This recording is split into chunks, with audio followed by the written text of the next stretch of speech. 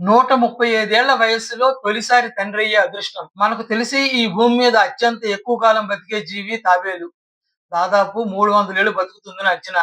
అలాంటి ఓ తాబేలు అమెరికాలోని దక్షిణ ఫ్లోరిడాలో ఉన్న మయామి జూలో తన 130వ బర్త్‌డేను మొదటి ఫాదర్స్ డేను కూడా జరుపుకుంది.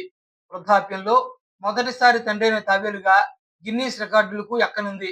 234 కేజీల బరువున్న గాలాపాగోస్‌కు చెందిన ఈ తాబేలు పేరు గోలియత్.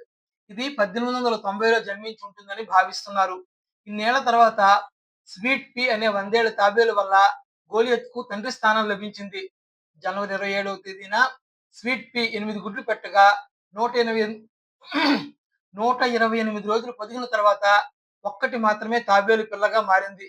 ఇన్నేళ్లలో గోలియత్‌కు ఇదే తొలి సంతానం కావడం విశేషం.